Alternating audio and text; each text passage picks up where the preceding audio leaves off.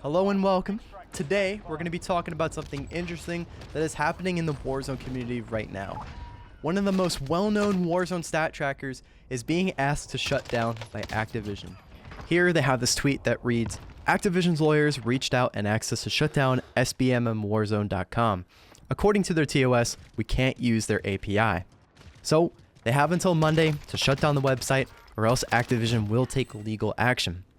Now, if you aren't caught up or you don't know what this website is, it's essentially a Warzone stat tracker where it roughly gives you the difficulty of the lobbies that you play and the lobbies that other people play too. The way that they do it is they take all the players' KDs, they average them together, and then they form a league ranking based on the average KD of the lobby. So for example, the lowest lobbies with like an average 0.6, 0.7 KD, that's considered a bronze lobby. So if you've heard that elsewhere, this is where it comes from. And then on the higher side are the diamond lobbies, where you're going to see more sweaty players, more rose skins, you know the whole deal. Overall, this website just gives you a little more information that helps you learn more about Warzone, the players you're going up against, and the players that content creators are also going up against. However, Activision does not like people going with their skill-based matchmaking system and exposing it and teaching other people about it, so this is what they've done. Now, this isn't the only action that they've taken in the past to censor and hide their matchmaking system. A couple months ago, they went and made every Warzone account private so that their stats could not be shown to anyone but themselves. This basically made every tracking site useless, and the only way to fix it was to have the players of the game manually go to their Activision account and set all of their privacy settings to public so that their stats could be seen. And then even weeks after that, the majority of the Warzone community still had their stats private, so these websites never worked like how they used to. And now, just a few days ago, this website is facing a cease and desist, and if they don't shut down by Monday, they're done. From what I've heard, nobody at Activision is looking to reach out to them, so they're pretty much in the mud, and the website is very likely to shut down tomorrow. From a public standpoint, we really don't understand why this website is being shut down. There's many different theories going around. On their Twitter post, all that they've said is, according to their TOS, we can't use their API. That's all that's been said. Now, we could go ahead and say that Activision is hiding cheaters and hiding boosting lobbies and content creators abusing the matchmaking, blah, blah, blah. But I'm not really about that. I don't believe that 100%. Some other people are saying that they're monetizing public information, which they technically are. They do have two different subscription models on their website. One of them removes ads, gives you a Discord role. The other is the same thing, but it tracks extra stuff like your full match history, gulag win percentage, and headshot percentage, and a bunch of other stuff. So with this, technically yes, they are making money off of free information, but so is almost every other tracker website. You have Warzone Ranked, which has a Patreon. They actually just shut it down today after seeing the news. However, in the past, they've had a Patreon for $6.50 a month, and you could see basically all of your match history, and you get a role in their Discord. You have codstats.net, which completely litters their pages with ads.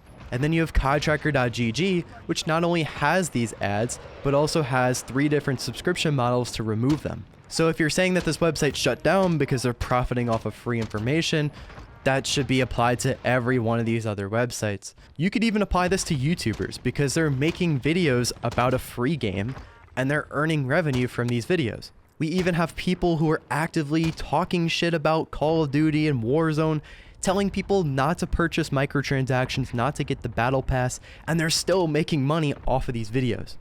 An even better example are the JGod channels, the stat nerds, where they break down all the numbers of a weapon, they tell you the best thing to use practically, they tell you what attachments don't work, what they messed up on, they show you the stim glitch whenever it comes out for the 13th time, and through all of this, they are earning revenue off of a free game. So again, I don't understand this argument.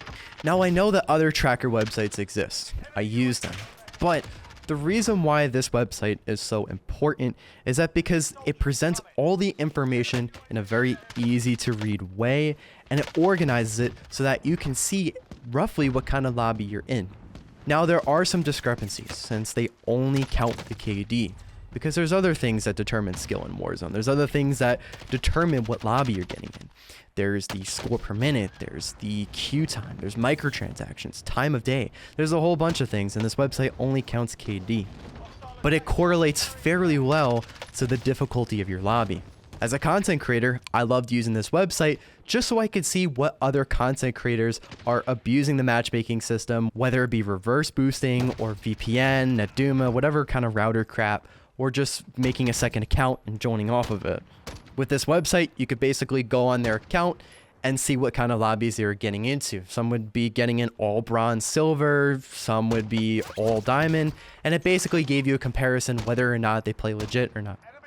On top of that, you could also see which players were cheating in tournaments. Yes, I know this is just a video game, yes, but with this fact, there's money involved. Recently, there was a tournament for 100K, 100,000 freedom dollars, right? Iceman Isaac went on after the tourney was done, and he looked at all the day one games. And on his Twitter here, he was able to see like certain teams were only getting bronze and silver lobbies, some gold also. Some teams never even saw a diamond lobby that day. Whereas you have other teams who are playing legit, just queuing up normally, and they're getting all plats and diamonds. And the players in this tourney are not bots. They're actually very skilled players. However, for some of them, it just didn't make sense how they were getting in all bronzes and silvers. And without this website, we wouldn't have known.